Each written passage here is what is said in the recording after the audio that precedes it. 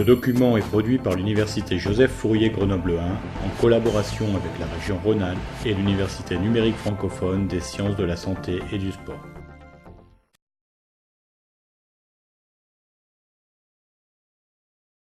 Bien, nous avons donc vu après l'introduction les statistiques descriptives et maintenant nous allons aborder les probabilités. Alors sur les probabilités, rassurez-vous, nous n'irons pas très loin, mais il est quand même nécessaire de donner quelques éléments généraux sur ce que sont les probabilités. Il faut bien voir que l'objectif des probabilités, c'est de modéliser un monde qui est extrêmement complexe. Et vous allez voir, cette modélisation le simplifie énormément. Alors pour commencer, le monde, on va le ramener ou bien à des expériences, c'est-à-dire à des situations que l'on peut contrôler partiellement, et d'autre part à des systèmes, c'est-à-dire des objets qui sont capables d'évoluer. Un exemple de système, c'est vous-même. Chaque individu, c'est un système, ou bien un système de planètes, c'est aussi quelque chose qui pourra être décrit éventuellement avec une composante probabiliste. Et ce monde, donc, des expériences ou des systèmes, est caractérisé par le fait qu'il comporte une dimension aléatoire, c'est-à-dire que son résultat pour les expériences ou bien son état pour les systèmes ne peut être prédit avec certitude. Donc, avec cette définition, vous voyez qu'on peut s'attaquer à des univers qui sont extrêmement larges. Mais on va essayer de leur donner un certain nombre de propriétés, et plus précisément, on parlera d'espace probabilisé lorsque on associe trois éléments, donc un triplet, d'une part un univers, oméga, une tribu d'événements possibles, qu'on notera A, et enfin une loi de probabilité qu'on notera P. Donc notre travail maintenant, ça va être de construire, de définir ce qu'on entend par l'univers, l'attribut des événements possibles et la probabilité. Alors ça vous paraît peut-être un peu théorique, ça l'est. On va tout de suite le simplifier, vous allez voir sur des exemples que ce n'est pas si compliqué. Alors le premier exemple que nous allons prendre, c'est tout simplement quelque chose que vous avez sûrement déjà fait, jeter un dé cubique. Quel est l'univers de référence ? Alors vous voyez la situation, et c'est là qu'on comprend ce problème cet objectif de simplification. Votre dé, il peut avoir une infinité de paramètres. Vous pouvez s'intéresser à l'endroit de la table où il tombe, au niveau de luminosité qui va réfléchir en fonction de la lumière, etc.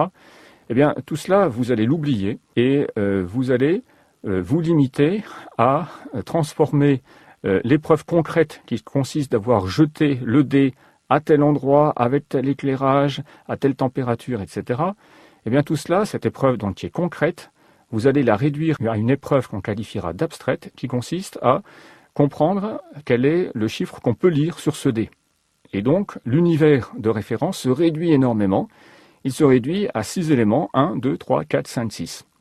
Et donc, dans ce cas particulier, vous pouvez dénombrer oméga, vous pouvez dire qu'il y a 6 éléments dans oméga. Donc, vous voyez que la construction de l'univers, eh bien, ça consiste simplement, encore une fois, à simplifier une situation concrète dont la réalité très complexe est négligée au profit d'une caractéristique très particulière.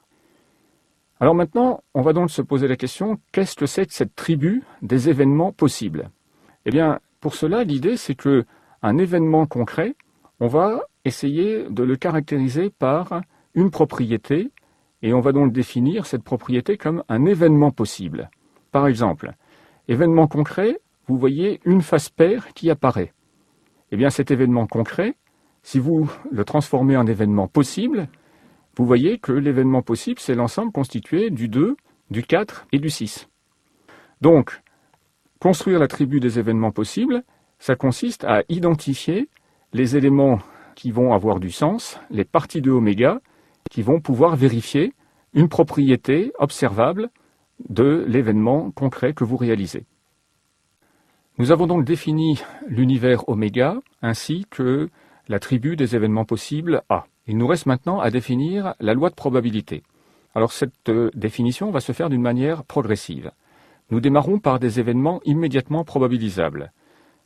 Prenons l'exemple d'un cas particulier. Je m'intéresse à l'événement, la face porte un certain numéro, par exemple le 6. On ne peut pas faire plus simple comme événement, et à cet événement, on pourra affecter une valeur particulière de la probabilité. Alors maintenant, à partir de tels événements, on va pouvoir construire des événements plus complexes. grâce à un certain nombre de lois et de principes. Tout d'abord, on va imposer que la probabilité de l'univers complet soit égale à grand 1. Ensuite, on va imposer que la probabilité du complémentaire de A soit 1 moins la probabilité de A.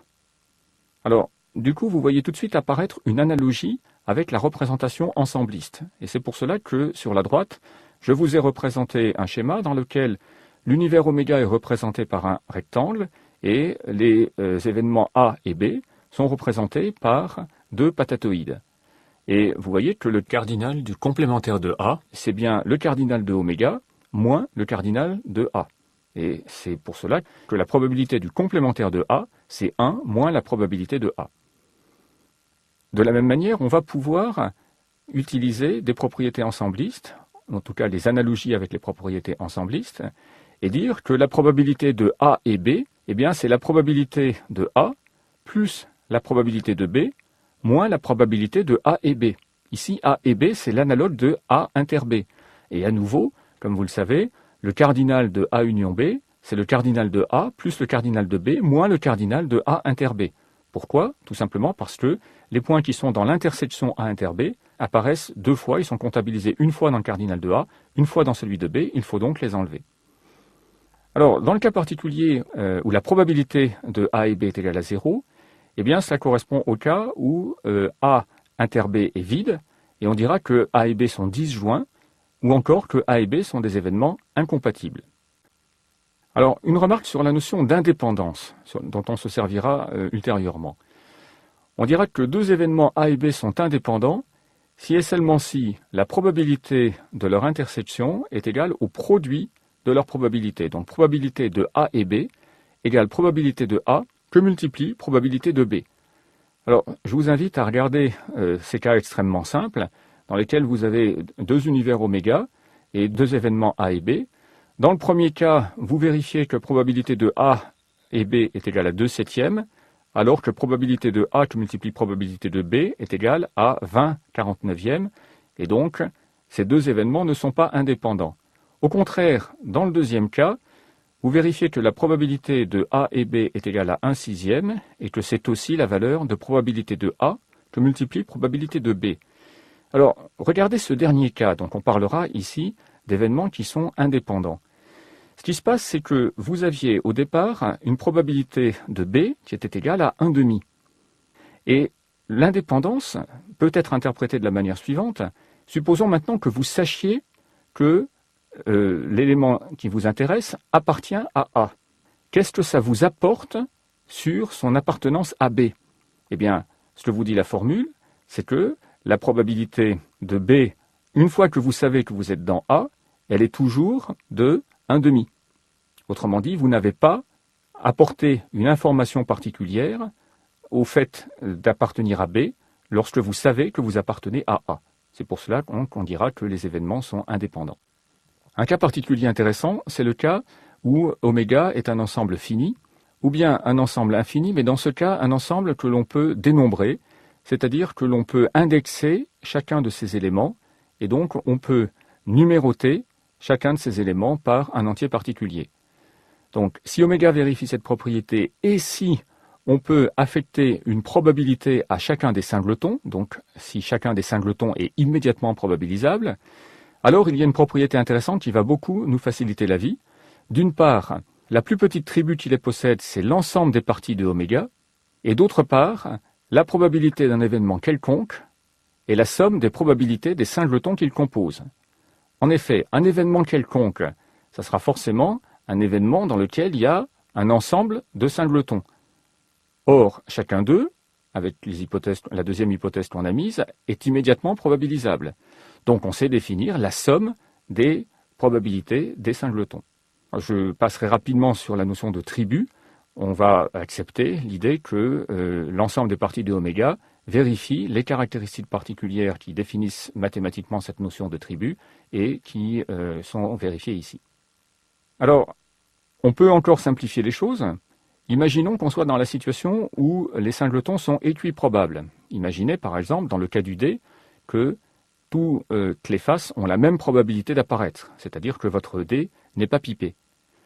Eh bien, dans ce cas, vous le savez, la probabilité de sortir le 4, par exemple, c'est de 1 sur 6. Eh bien, on peut généraliser cela en utilisant une formule qu'on appellera la formule des cas favorables sur les cas possibles. Et donc, nous dirons que la probabilité de l'événement A, c'est tout simplement le cardinal de A divisé par le cardinal de oméga. Alors, vous voyez que ici, dans cette situation particulière, eh bien, on a une définition de la loi de probabilité d'une manière assez simple. Alors, le deuxième élément dont je voudrais vous parler maintenant, c'est la notion de variable aléatoire. L'idée de la variable aléatoire, eh bien, c'est de ne pas avoir à traîner ce triplet oméga A, P, qui est quand même un petit peu compliqué à manipuler. Et on a beaucoup plus de facilité à manipuler des réels. Donc, on voudrait être capable de transformer l'espace probabilisé pour ne plus s'intéresser qu'à des nombres. Pour cela, on va définir une application de l'ensemble oméga vers l'ensemble des réels R.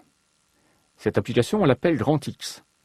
Et nous dirons que c'est une variable aléatoire si elle vérifie la propriété suivante. Quel que soit X réel, l'ensemble de tous les petits oméga qui appartiennent à l'univers grand oméga et qui vérifie grand X de oméga inférieur ou égal à X, cet ensemble-là est un élément de l'attribut petit a. Alors j'imagine que cette définition vous laisse peut-être perplexe. Donc on va prendre un exemple beaucoup plus simple. On va prendre pour l'univers oméga tout simplement l'ensemble AB. Imaginons qu'on définisse que grand X de A vaut 4 et grand X de B vaut 1. Je vous rappelle que grand X est une application de oméga dans R, donc il faut bien définir les valeurs, les images par grand X de l'élément A d'une part, de l'élément B d'autre part. C'est ce qui est représenté sur la droite. Alors, prenons par exemple une valeur de petit x égale à 5 et intéressons-nous à l'ensemble des oméga, des petits oméga qui appartiennent à grand oméga et qui vérifient grand X de oméga inférieur ou égal à 5. Vous voyez qu'il y a deux éléments qui vérifient cela, l'élément A et l'élément B. Donc cet ensemble-là qui peut paraître un petit peu compliqué, eh bien il se résume finalement à AB. Bon, et vous pouvez reprendre le même raisonnement. Cette fois, si vous prenez petit x égale 3, eh bien l'événement correspondant se réduit à petit b. Et enfin, si vous prenez par exemple petit x égale 0, vous avez l'ensemble vide. Donc vous voyez que vous pouvez prendre n'importe quelle valeur de petit x, vous saurez définir l'ensemble des petits oméga qui vérifient le grand X de oméga inférieur ou égal à petit x, et donc on va considérer qu'on est dans le cas d'une variable aléatoire si cet ensemble appartient bien à l'attribut des événements possibles. Alors, cette définition, vous en aviez besoin, mais je vous rassure, vous n'aurez pas à l'utiliser parce qu'en pratique, toutes les variables qui nous intéresseront seront des variables aléatoires, et donc cette condition, vous pourrez supposer qu'elle est vérifiée. Alors, quelques exemples de variables aléatoires. Donc, une variable aléatoire, finalement, pour nous, encore une fois, ça a pour objectif de simplifier le monde. Imaginons que vous lanciez 2 dés cubiques. Eh bien, une variable aléatoire, ça peut être la somme des points obtenus lors du lancer des 2 dés cubiques. C'est-à-dire que vous transformez l'ensemble de tous les résultats que vous avez pu obtenir en une valeur unique qui va être comprise, évidemment, entre 2 et 12. Autre exemple, le nombre de filles dans un ensemble de fratries de 3 enfants, etc. Votre imagination pourra compléter facilement. Alors, cette notion de variable aléatoire, elle est extrêmement intéressante en médecine parce que toutes les grandeurs biologiques peuvent être considérées comme des variables aléatoires. Et je vous rappelle que ce qui nous intéresse dans cette notion, eh bien, c'est que manipuler les réels, ça va être beaucoup plus facile que de devoir manipuler des éléments de l'attribut petit a. Donc nous progressons vers la simplification. Quelques propriétés maintenant des variables aléatoires, elles sont assez simples. Eh bien, déjà des propriétés sur la combinaison des variables aléatoires. Si vous en prenez 2, la première vous l'appelez grand X, la deuxième Y, eh bien vous pouvez construire la somme de ces 2 variables. Vous pouvez construire le produit par un réel. Vous pouvez construire la puissance, par exemple à la puissance n entier. Vous pouvez faire leur produit. Et toutes ces opérations vont vous conduire à une variable grand Z qui sera aussi une variable aléatoire. Alors, ce qui nous reste maintenant, c'est définir comment nous pouvons représenter le lien entre grand X et P. Parce que là, nous avons donc éliminé, si je puis dire, l'attribut A. Mais maintenant, il nous reste cette probabilité que nous n'avons pas encore bien définie. Alors, ce lien entre grand X et P va dépendre des caractéristiques de grand X. Nous allons donc parler tout d'abord d'une variable aléatoire discrète. Et là, vous allez revoir des définitions que nous avons déjà introduites dans le cas des statistiques. En effet, une variable aléatoire grand X sera dite discrète, tout simplement si l'ensemble des valeurs qu'elle prend est fini ou dénombrable. À nouveau, dénombrable signifie qu'on peut indexer ces valeurs par des entiers. Alors, que signifie la notion de distribution des probabilités d'une variable aléatoire discrète? On va appeler xi de i égale 1 jusqu'à n les valeurs que grand X peut prendre. Et on va essayer de construire la valeur de probabilité que grand X soit égal à xi. Et ça, on le note grand P, parenthèse, grand X égale xi, fin de la parenthèse. Et on va donc devoir définir cette expression pour lui donner un sens. Alors pour cela, on va appeler petit ai l'élément de l'attribut qui est défini comme l'ensemble des antécédents par grand X de petit xi. Qu'est-ce que cela signifie? Eh bien, c'est l'ensemble de tous les événements élémentaires, qu'on appelle donc oméga k, qui vérifient grand X de oméga k égale xi. Compte tenu des propriétés précédentes, cet ensemble-là, il appartient nécessairement à l'attribut. Il a donc une probabilité P de AI. Eh bien, cette probabilité P de AI, c'est elle qui va nous permettre de définir la probabilité que grand X égale xi. On la notera également petit f de xi. Donc petit f de xi, ou encore probabilité que grand X soit égal à xi, on le définira comme probabilité de AI. Et cette expression, à nouveau, a un sens puisque le AI fait partie de l'attribut des événements possibles.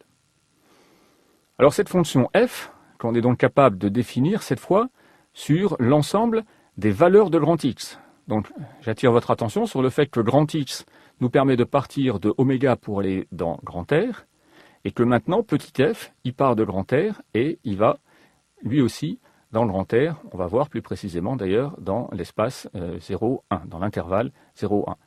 Eh bien ce petit f, on dira que c'est la fonction de distribution des probabilités de grand X. Alors, un exemple ici. On va prendre la distribution des probabilités des sommes de points obtenues lors du lancer de 2 dés cubiques.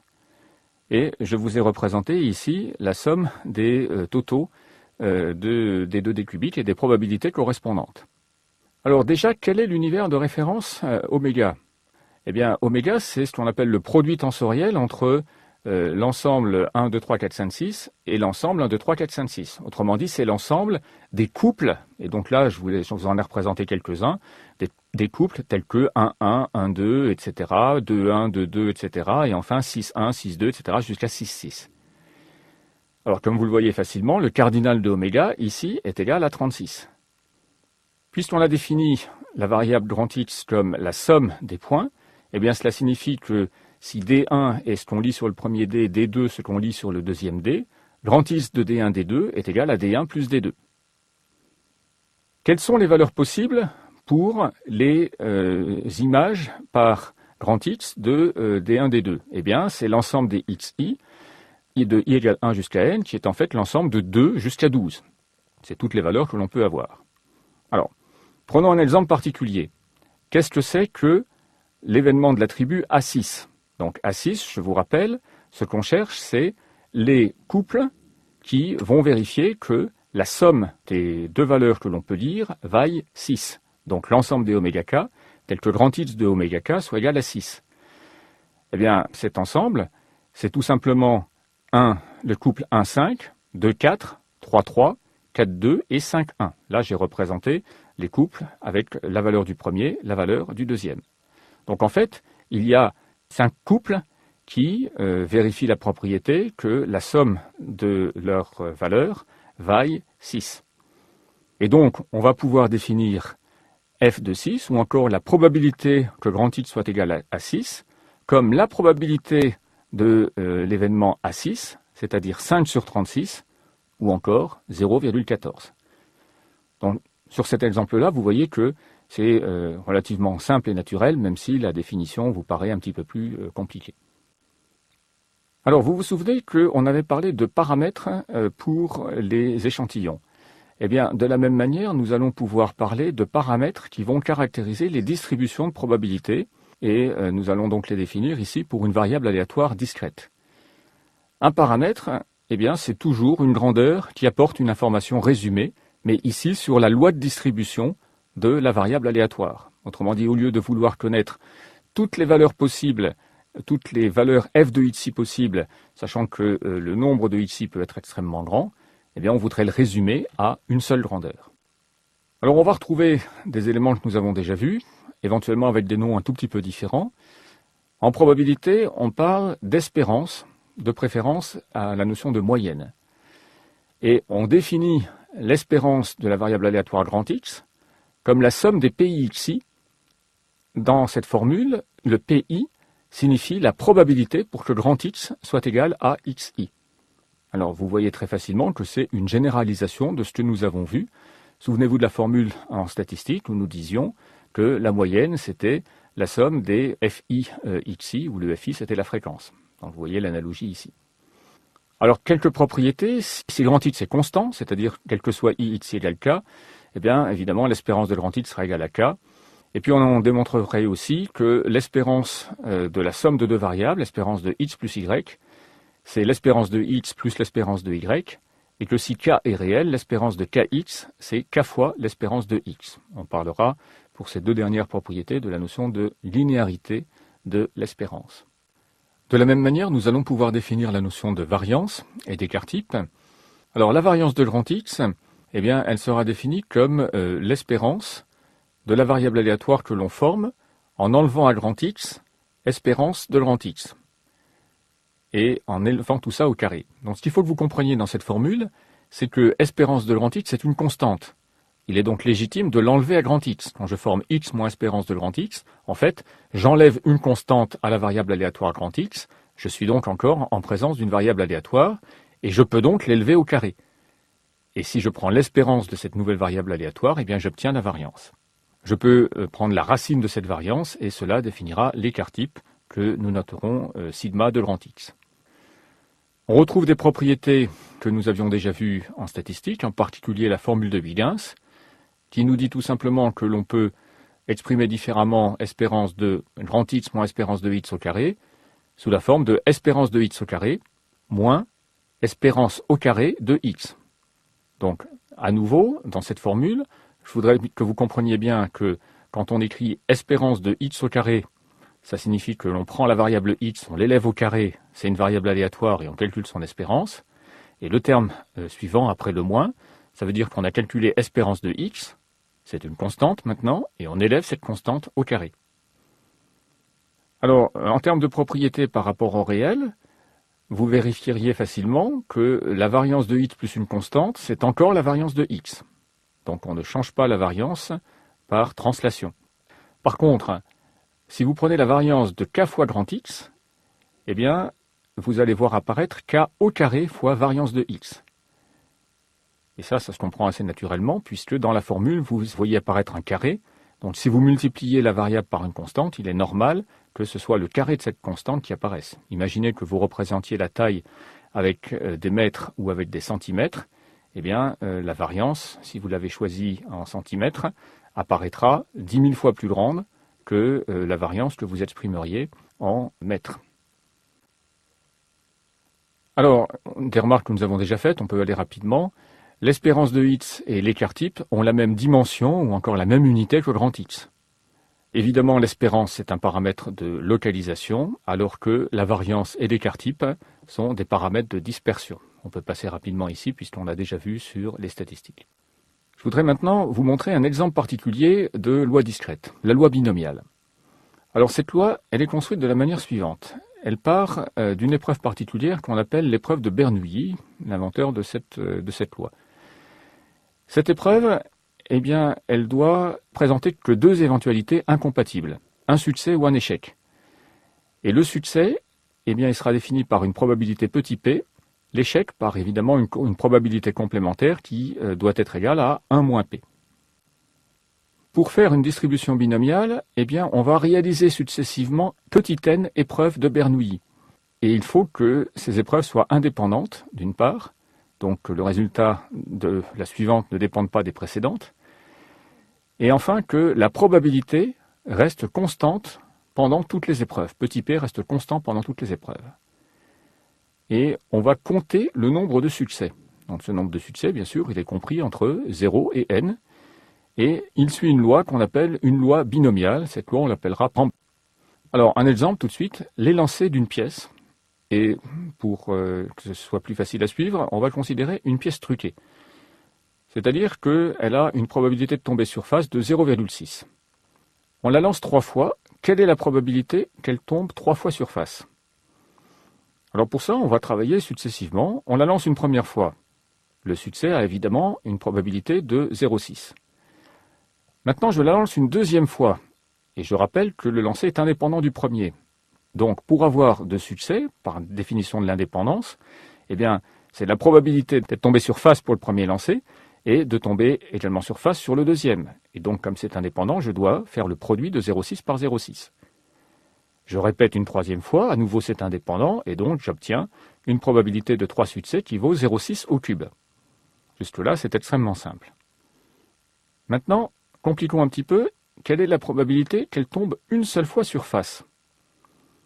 Alors là, le raisonnement consiste à commencer par choisir le lancer où elle tombera sur face. Et là, vous voyez tout de suite qu'il y a 3 possibilités. Ça peut être à la première fois, à la deuxième tentative ou à la troisième tentative. Donc, imaginons que vous ayez choisi le lancer où elle tombera sur face. La probabilité que vous obteniez effectivement face pour le lancer que vous avez choisi est de 0,6. Et il faudra que vous obteniez 2 fois de suite pile pour les autres lancers. À chaque fois, vous avez une probabilité de 0,4. Donc, pour que les 2 autres lancers vous donnent pile, il vous faut une probabilité de 0,4 fois 0,4.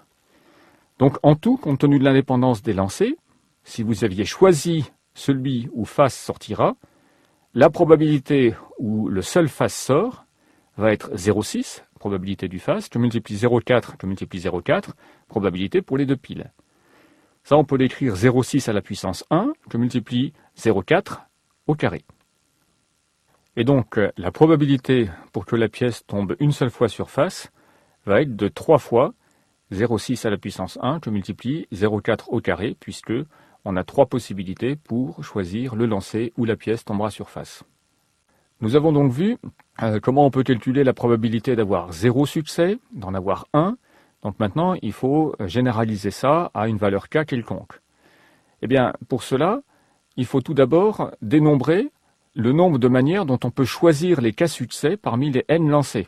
Tout à l'heure, on a vu qu'on pouvait choisir un succès parmi 3, là c'était très simple. Ensuite, il faut calculer la probabilité d'obtenir les cas succès et les n-k échecs aux épreuves retenues. Alors le premier point, c'est-à-dire le dénombrement du nombre de manières de choisir k succès parmi n lancés, eh bien c'est précisément la définition de ce qu'on appelle CNK, le nombre de combinaisons de k objets pris parmi n. Et cette formule-là, que vous avez sans doute vue en terminale, elle s'écrit sous la forme factoriel n sur factoriel k que multiplie factoriel n-k. Je vous rappelle que le factoriel, c'est tout simplement le point d'exclamation. Alors, vous notez que cette formule est symétrique dans le sens où vous pouvez dire que CNK, c'est la même chose que CN n-k. Et ça peut être intéressant dans certaines situations. Alors, en pratique, quand vous avez à calculer le CNK, eh bien, vous commencez la factorielle du numérateur, donc n que multiplie n-1, etc. Et vous vous arrêtez au kème terme, et vous mettez au dénominateur la factorielle de k. Et donc, prenons l'exemple de C23. On va commencer par factoriel. Donc, C23, c'est factoriel 20 sur factoriel 3 factoriel 17. Et pour le calculer, eh bien, vous démarrez la factorielle de 20. Vous n'en mettez que 3 termes au numérateur, donc 20, 19, 18. Vous vous arrêtez là. Et au dénominateur, vous mettez la factorielle de k, donc la factorielle de 3, c'est-à-dire 3 fois 2. Le deuxième point, c'est donc la probabilité d'obtenir k succès et n-k échec, compte tenu de l'indépendance. C'est tout simplement p à la puissance k, que multiplie q à la puissance n-k. Et donc, b indice k, c'est-à-dire la probabilité que grand B soit égal à k, c'est cnk, que multiplie p à la puissance k, que multiplie q à la puissance n-k. Ça, c'est la formule de Bernoulli. Alors, un exemple de loi binomiale, le nombre de filles dans une fratrie de 10 enfants. Eh bien sûr, c'est compris entre 0 et 10. Vous en avez ici dans le tableau la fonction de distribution. Et cette fonction de distribution est représentée graphiquement par un diagramme en barre. Deuxième exemple, la transmission dominante autosomique. Comme vous le savez, c'est une situation où un gène s'exprime dès qu'il est présent au moins sous la forme d'un allèle. Alors, si P est la probabilité de recevoir l'allèle grand A normal, donc Q égale 1 moins P va être la probabilité de recevoir l'allèle pathologique petit a. La transmission des gènes par les parents suit une loi binomiale. En effet, l'enfant, à chaque fois, a tiré au sort chez son père un gène particulier, parmi les deux qu'il portait, et un autre chez sa mère. Donc on a réalisé 2 fois un tirage aléatoire, chaque fois avec la probabilité P du gène dans la population pour l'allèle grand A et Q pour l'allèle petit a. Donc pour que l'enfant soit atteint de la pathologie, eh bien il faut qu'il ait ou bien un seul gène porteur de l'allèle petit a, ou bien 2 gènes porteurs de l'allèle petit a. La probabilité qu'il ait un gène porteur de l'allèle petit a, eh bien c'est 2pq. C'est C2,1, je multiplie P à la puissance 1, je multiplie Q à la puissance 1. Et la probabilité qu'il ait 2 allèles petit a, eh bien c'est Q au carré. Donc la probabilité qu'il soit malade, pour une maladie dominante autosomique, c'est 2pq plus Q au carré. Alors en pratique, vous observez que souvent, heureusement, la probabilité Q est faible, et donc Q au carré va se retrouver très faible par rapport à P que multiplie Q. Et donc on pourra approximer 2pq plus Q au carré par 2pq. Donc cet exemple, je vous le cite parce que finalement vous vous apercevez que la difficulté n'est pas du tout d'appliquer la formule de Bernoulli. La difficulté est de réaliser qu'on est en présence d'une situation de loi binomiale, ce qui n'était peut-être pas évident pour vous dans ce cas particulier de génétique. Alors, que se passe-t-il lorsque le P est faible? On reprend notre cas de loi binomiale pour 10 tirages. On l'avait vu tout à l'heure avec une probabilité P égale à 0,5. Et on le prend maintenant avec une probabilité P égale 0,2. Eh bien, ce que vous voyez, c'est que vous avez une distribution qui devient asymétrique avec une probabilité qui est plus importante pour les faibles nombres de succès et qui diminue progressivement avec le nombre de succès. Si vous continuez à baisser la valeur de P, par exemple ici P égale 0,1, eh bien le caractère asymétrique s'affirme encore plus. Alors, ce qu'il est intéressant de remarquer, c'est que on peut poursuivre cette opération. Imaginons qu'on conserve une loi binomiale, mais qu'on fasse tendre n vers l'infini et qu'on fasse tendre P vers 0. Alors, vous voyez que là, on a une situation d'indétermination si on considère le produit n que multiplie P. Imaginons qu'on ait une situation où np tend vers une valeur lambda donnée, donc une constante donnée. Eh bien, à ce moment-là, on démontre que la formule de Bernoulli, c'est-à-dire Cnk, P puissance k, Q puissance n moins k, eh bien, elle tend vers exponentielle de moins lambda, lambda à la puissance k, sur factoriel k. Quel est l'intérêt de cette formule? Eh bien, c'est que dès que n devient un petit peu grand, le Cnk devient quasiment impossible à calculer. Essayez sur votre calculette, ne serait-ce que par exemple le C26, peut-être que votre calculette ne sera pas capable de le calculer. Mais si vous prenez des n un peu plus grands, ça deviendra tout de suite impossible. Donc, il est intéressant de pouvoir avoir cette formule approximée, qui s'applique donc dans les conditions qui sont rappelées plus haut. Et ce cas particulier, c'est un cas que vous avez peut-être déjà vu en physique, ou que vous verrez si ce n'est pas encore le cas, qui est le cas qu'on appelle la loi de Poisson. En effet, la loi de binomial tend dans cette situation vers une loi de Poisson. Bon, en pratique, je vous la cite pour que vous fassiez l'analogie avec la physique, mais nous n'aurons pas à travailler sur ce cas particulier. Alors, pour illustrer la loi de Poisson, eh bien, je vous propose de prendre un exemple issu de la physique. Bon, attention, les données qui viennent ici sont des données fictives qui n'ont pas vraiment de sens physique, bien sûr. Alors, j'imagine qu'un certain élément radioactif de masse 131, je pense que ça vous rappelle quelque chose, soit susceptible de se décomposer est que la probabilité qu'il se décompose par seconde pour un atome donné soit de 1 sur 6,02 10 puissance 23. Et on vous demande de calculer la probabilité qu'un détecteur, alors en supposant que ce détecteur soit capable de détecter toute décomposition, eh bien que ce détecteur découvre au moins un tel événement pendant une seconde lorsqu'il observe une masse de 131 grammes qui est composée exclusivement de cet élément. Et on vous donne le nombre d'Avogadro avec une approximation à 6,02 10 puissance 23. Alors vous voyez que la difficulté ici, eh bien, c'est d'abord de reconnaître qu'on a une loi binomiale. Est-ce que c'est bien le cas? Eh bien, à chaque seconde, on peut considérer que chaque atome décide, entre guillemets, et d'une manière indépendante de ses voisins, décide de se décomposer.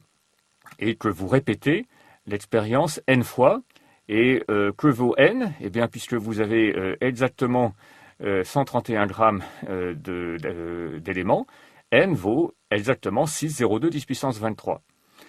La probabilité, on l'a vu, c'est dans l'énoncé, c'est 1 sur 6,02 10 puissance 23. Donc on est bien dans une situation où on répète n fois une expérience dont la probabilité est constante à 1 sur 6,02 10 puissance 23. Alors, pour répondre à la question qui vous est posée, eh bien, il vous faudrait calculer la probabilité pour que vous ayez un succès, donc une décomposition, ou bien 2 succès, ou bien 3, etc., jusqu'à 6,02 10 puissance 23. Donc ça serait l'hypothèse extrême où tous les atomes, pendant la seconde où vous les observez, ont choisi de se décomposer. Et donc la réponse à la question, eh bien, ce serait la somme de chacune de ces probabilités. Bon, vous voyez bien que si vous tentez de répondre à la question de cette manière-là, eh bien, ça va vous prendre un certain temps. Donc l'idée, c'est d'appliquer précisément la loi de Poisson. Et on s'aperçoit que ici, le produit du nombre d'événements par la probabilité, donc NP, c'est-à-dire le paramètre lambda de la loi de Poisson, il vaut 1. Évidemment, les données ont été choisies d'une manière qui facilite les calculs. Donc on est bien dans la situation qui correspond à la loi de Poisson. En effet, le nombre d'événements n tend vers l'infini, vous êtes d'accord, 6,02 10 puissance 23, c'est quand même assez grand. Et de la même manière, P est très proche de 0. Et par contre, on voit que n que multiplie P, lui, eh bien, c'est un réel lambda qui ici vaut 1. Donc, la loi de Poisson nous dit que l'on peut approximer les valeurs des C, N, K, P puissance K, Q puissance N-K par la formule de la loi de Poisson, c'est-à-dire par exponentielle de moins lambda, lambda à la puissance K sur factoriel K. Donc là, on a déjà progressé parce qu'on va éviter de devoir calculer ces C, N, K, P puissance K, Q puissance N-K. Pour répondre à la question, nous allons calculer la probabilité pour qu'il n'y ait aucun événement, donc aucune décomposition pendant la seconde où on observe l'échantillon. Et comme on est dans une situation de loi de Poisson, on peut noter cette probabilité pour que le nombre de succès grand B soit égal à 0. Eh bien, on voit qu'on est donc dans la situation de la loi binomiale classique. On veut ici n échecs. Or, la probabilité d'un échec, c'est Q égale 1 moins P, c'est-à-dire 1 moins 1 sur 6,02 10 puissance 23. Et puisqu'on veut qu'il y ait n échecs, la probabilité que nous cherchons, probabilité pour que grand B soit égal à 0, c'est donc ce nombre, c'est-à-dire 1 moins 1 sur 6,02 10 puissance 23, le tout à la puissance 6,02 10 puissance 23. Et ce que nous dit la loi de Poisson, eh bien, c'est qu'on peut approximer ce nombre par exponentielle de moins lambda, lambda à la puissance K, sur factoriel K. Avec ici K égale 0, puisque nous avons 0 succès. Et donc, dans cette formule, on arrive à exponentielle de moins 1, que multiplie 1 à la puissance 0, que divise factoriel 0. Et comme vous savez, factoriel 0 vaut 1. Le résultat, c'est donc exponentielle de moins 1, c'est-à-dire 0,37.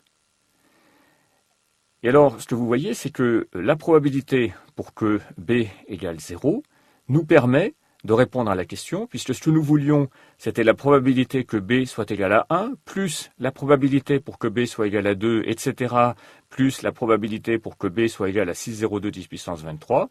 Ceci, c'est donc 1 moins la probabilité pour que B soit égal à 0, donc numériquement 1 moins 0,37, c'est-à-dire 0,63.